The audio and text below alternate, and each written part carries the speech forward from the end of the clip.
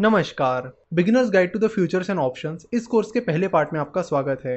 Beginners guide to the futures and option इस course में हम डेरिवेटिव्स मार्केट के बारे में डिटेल में जानने वाले हैं कि डेरिवेटिव मार्केट क्या होता है, फ्यूचर्स क्या होते हैं, ऑप्शंस क्या होते हैं, वो कैसे काम करते हैं, कैसे आप उनका यूज़ कर सकते हो, चाहे वो हेजिंग के लिए हो या फिर प्रॉफिट के लिए हो। फ्यूचर एंड ऑप्शन से रिलेटेड जो टर्म्स होती है उनका मतलब क्या होता है, ये सब हम समझने वाले हैं। जनरली फ्यूचर्स एंड ऑप्शंस यानी डेरिवेटिव मार्केट बड़ा कॉम्प्लेक्स सब्जेक्ट माना जाता है। बहुत सारे लोग इसे यूज़ नहीं करते हैं, इसमें इन्वेस्ट नहीं करते हैं, हेज नहीं करते क्योंकि उन्हें फ्यूचर एंड ऑप्शन के बारे में ज़्यादा जानकारी नहीं होती। तो फ्यूचर एंड ऑप्शन को इस कोर्स में हम बड़ी आसान भाषा में समझने वाले हैं। अगर आपके मन में ये भ्रम है कि फ्यूचर एंड ऑप्शन बड़ा कॉम्प्लेक्स सब्जेक्ट है, तो वो भ्रम आप निकाल दीजिए, क्योंकि हम आपके लिए इस कोर्स में फ्यूचर एंड ऑप्शन को बहुत ही ज़्यादा सिंप्लीफाई करके बताने वाले हैं, ताकि इंडिया में सभी को फ्यूचर एंड ऑप्शन की जानकारी हो।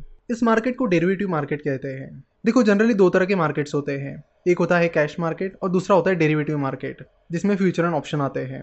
तो future and option derivative market का हिस्सा है। तो अब ये कैश मार्केट क्या होता है? जनरली हम जिसे स्टॉक मार्केट कहते हैं वो कैश मार्केट होता है, यानी आपको जितने रुपए के शेयर्स चाहिए उतने रुपए आप पे करते हो और उसके बदले में आपको शेयर्स मिल जाते हैं। लेकिन डेरिवेटिव मार्केट में ऐसा नहीं होता है, यहाँ पे सिस्टम कम्प्लीटली अलग है। तो कैश मार्केट के बारे में सभी लोग जान लेते हैं क्योंकि वो काफ़ी आसान भी होता है। जैसे कि फॉर एग्जांपल किसी कंपनी का शेयर 100 रुपये का है और आपको उस कंपनी का शेयर खरीदना है, तो आप 100 रुपये उस कंपनी में इन्वेस्ट करके उस कंपनी का शेयर खरीद सकते हो। सिंपल। वही जब हम किसी कंपनी का फ्यूचर या ऑप्शन देखते हैं तो वहाँ पे हमें अलग अलग चीज़ें देखने मिलती है, जैसे कि अलग अलग strike prices, open interest, mark to market. ये सारी चीज़ें और नाम देखने के बाद कई बार हमें कुछ समझ में आता नहीं है और इसीलिए हम उस पर ज़्यादा ध्यान भी नहीं देते हैं। तो हम यहाँ पर एक्सपेक्ट करते हैं कि आप सभी को कैश मार्केट आता होगा। अगर नहीं आता है तो आप पहले हमारे बाकी कोर्सेज कर सकते हो, ताकि आपको कैश मार्केट का नॉलेज आए और उसके बाद आप डेरिवेटिव मार्केट पर ध्यान दीजिए। चलो तो डेरिवेटिव मार्केट को एक एग्जांपल की मदद से समझते हैं। डेरिवेटिव मार्केट को समझाने के लिए हमने एक बार एक एग्जांपल का उपयोग किया था। हम उसी एग्जांपल को इस बार दोहराएंगे। प्रोनॉय नाम का मेरा एक दोस्त है जो फुटबॉल का बहुत बड़ा फैन है। प्रोनॉय हर साल चैंपियंस लीग की जो फाइनल होती है उसे देखने जाता है और इस बार भी प्रोनॉय को चैंपियंस लीग की फाइनल देखने जाना है। जैसे ही प्रोनॉय चैंपियंस लीग की फाइनल का टिकट खरीदने जाता है तो उसे पता चलता है कि चैंपियंस लीग की फाइनल के टिकट तो ऑलरेडी बेचे गए हैं, अभी तो टिकट्स अवेलेबल ही नहीं है। सारे टिकट सोल्ड आउट हुए हैं, ये पता चलते ही प्रोनॉय नाराज हो जाता है। तभी प्रोनॉय की मुलाकात एक ऐसे व्यक्ति से होती है जो फुटबॉल एसोसिएशन में काम कर रहा होता है। वो व्यक्ति प्रोनॉय को कहता है कि मैं तुम्हें एक रिकमेंडेशन लेटर लिख कर देता हूँ, वो रिकमेंडेशन लेटर दिखाकर तुम्हें टिकट मिल जाएगा। तो वो व्यक्ति प्रोनॉय को रिकमेंडेशन लेटर देता है और कहता है कि ये रिकमेंडेशन लेटर दिखाते ही तुम्हें $5000 में टिकट मिल जाएगा। प्रोनॉय तुरंत उनसे वो रिकमेंडेशन लेटर लेता है, उन्हें थैंक्स कहता है और वहाँ से चला जाता है।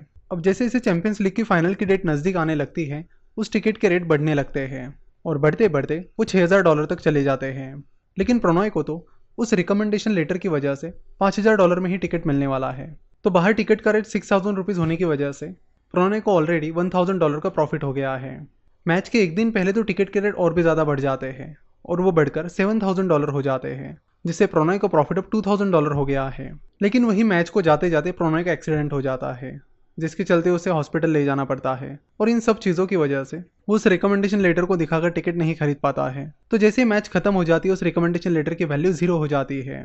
तो यहाँ पर उस व्यक्ति ने प्रोनॉय को जो रिकमेंडेशन लेटर दिया था वो एक्चुअल में कॉन्ट्रैक्ट था और उस कॉन्ट्रैक्ट की एक्चुअल प्राइस टिकट प्राइस पर डिपेंड थी, जिसका मतलब है कि वो कॉन्ट्रैक्ट एक डेरिवेटिव कॉन्ट्रैक्ट था जिसकी प्राइस टिकट प्राइस पर डिपेंड थी, यानी टिकट प्राइस एक अंडरलाइंग एसेट था। तो डेरिवेटिव मार्केट इसी तरह वर्क करता है। ये बस एक इमेजिनरी एग्जाम्पल था ताकि आपको डेरिवेटिव मार्केट समझ में आए। हर डेरिवेटिव कॉन्ट्रैक्ट की एक एक्सपायरी डेट होती है, जैसे कि हमने यहाँ पर देखा कि जिस दिन मैच थी वो उस रिकमेंडेशन लेटर की एक्सपायरी डेट थी, क्योंकि मैच खत्म होने के बाद उस रिकमेंडेशन लेटर की कोई वैल्यू नहीं रहेगी। तो यहाँ पर आप एक इंपॉर्टेंट चीज समझ लीजिए कि डेरिवेटिव क्या होता है और अंडरलाइंग एसेट क्या होता है। यहाँ पर टिकट एक अंडरलाइंग एसेट था और जो रिकमेंडेशन लेटर एक डेरिवेटिव कॉन्ट्रैक्ट था। सिमिलरली जब हम फ्यूचर्स एंड ऑप्शंस की बात करते हैं, तो अगर लेट से टीसीएस का कोई फ्यूचर है तो इस फ्यूचर की वैल्यू टीसीएस के शेयर पर डिपेंड रहेगी। तो टीसीएस के शेयर प्राइस एक अंडरलाइंग एसेट है जिसका डेरिवेटिव है टीसीएस के फ्यूचर्स कॉन्ट्रैक्ट। तो आज हमने बस डेरिवेटिव को समझा। नेक्स्ट लेक्चर में हम फ्यूचर्स एंड ऑप्शंस को समझेंगे और उसके बाद हम उनसे जुड़ी बाकी चीज़ें भी समझ लेंगे।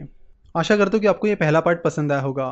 वीडियो देखने के लिए और हमसे जुड़े रहने के लिए आपका बहुत बहुत धन्यवाद।